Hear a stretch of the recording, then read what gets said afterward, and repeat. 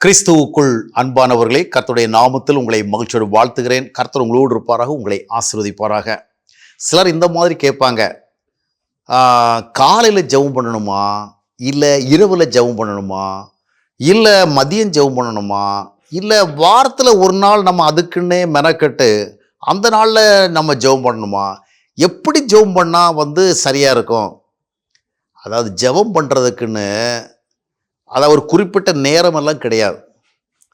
காலையில் பண்ணணுமா, மத்தியானம் பண்ணணுமா, இரவில் பண்ணணுமா, இல்லை, ஜெபம் பண்ண வேண்டும். அப்போ எப்போ வேணாலும் பண்ணிக்கலாமா? இல்லை, பண்ண வேண்டிய நேரங்களில் பண்ணணுங்க. அதாவது எப்போ சாப்பிட்லாங்க? காலையில் சாப்பிடணுமா, மத்தியானம் சாப்பிடணுமா, நைட்டில் சாப்பிடணுமா? எப்பொழுது நம்முடைய உடலுக்கு தெம்பு தேவையோ அந்த தெம்பை எப்போ பெற்றுக்கொள்ள முடியுமோ அந்த இடத்துல சாப்பிடணும். அதாவது சாப்பிட்றேன் அவ்வளோதானே. நான் என்ன பண்ணுறேன், காலை எழுந்து எல்லா வேலையும் முடிச்சுட்டு இரவில் 11 மணியோடு எல்லா வேலையும் முடிஞ்சிடும், அதுக்கு பிறகு சாப்பிட்டு படுப்பேன் அப்படின்னா என்ன நடக்கும்னு நினைக்கிறீங்க?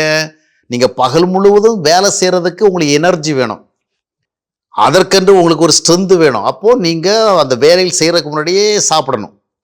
நைட்லேயும் சாப்பிட்லாம், நடுராத்திரியும் சாப்பிட்லாம், மத்தியானம் சாப்பிட்லாம், உட்காந்து சாப்பிட்லாம், நின்று கொண்டு சாப்பிட்லாம், நடந்து கொண்டு சாப்பிட்லாம். ஆனால் சாப்பிடணும். அந்த சாப்பாட்டை எந்த நேரத்தில் சாப்பிட்டா நமக்கு தெம்பும் திடனும் கிடைக்குமோ அதுக்கு எதாவது சாப்பிடணும். அப்போ காலையில் நீங்கள் முதலாவது ஜெபத்துக்கு முக்கியத்துவம் கொடுக்கணும். ஏன்னா இப்போ தான் உங்களுடைய ஆக்டிவிட்டீஸ்லாம் ஆரம்பிக்க போகுது. உலகத்துக்குள்ளே போகிறீங்க, பலவிதமான சூழலை சந்திக்க போகிறீங்க.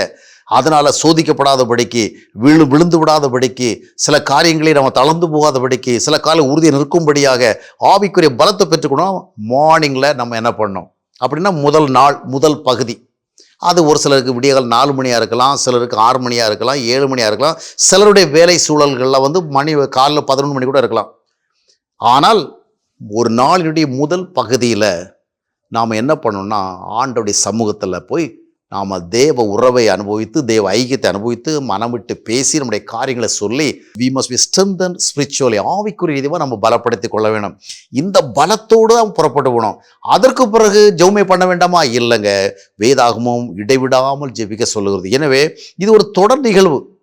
மத்தியானமும் ஜெபிக்கலாம், சாயங்காலமும் ஜெபிக்கலாம். அந்த ஒரு முறை மட்டும் ஜெபித்து விட்டு போதும் என்று போகிறோம் பாருங்கள், அது ஒரு நியாயப்பிரமான அனுபவம். ஒரு நாளைக்கு 3 முறை ஜெபங்கிறது ஒரு சரியான பேட்டர்ன். ஒருவேளை முடியாமல் போனால் ஒரு 2 வேளையாவது என்ன செய்யணும், ஜெபம் பண்ணணும். அது மட்டும் இல்லை, ஸ்ட்ரிக்டாக இந்தந்த நேரம் இல்லை, நீங்கள் போகையிலும் வருகையிலும் கூட உங்களுடைய இருதயம் ஆண்டவரோட தொடர்புடையதாக இருக்கணும், பேசுகிறதாக இருக்கணும். போகிற இடத்துலலாம் உட்காந்து நம்ம ப்ரேயர் பண்ணிகிட்டே இருக்க முடியாது. ஆனால் எங்கும் நம்முடைய ஆத்மாவோடு தேவனை சம்மந்தப்படுத்தி கொண்டிருக்க முடியும். எல்லா நேரங்களிலும் முழங்கால் நின்று கொண்டு ஜெபிக்கத்தக்கதான் சூழ்நிலை கிடைக்கும்னு சொல்ல முடியாது. ஆனால் எங்கே போனாலும் எங்கே வந்தாலும் நம்முடைய இருதயத்தோடு இருதயத்தை ஆண்டோடு தொடர்புபடுத்தி ஒரு தொடர்பு நிலையில் இருக்க வேண்டும்.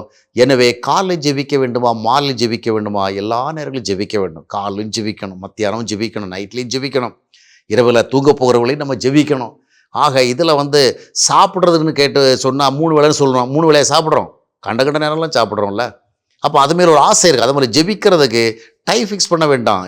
அதனுடைய தேவையை உணர்ந்து கொண்டு நம்ம செயல்பட வேண்டும். அது ஆசீர்வாதமாக இருக்கும்.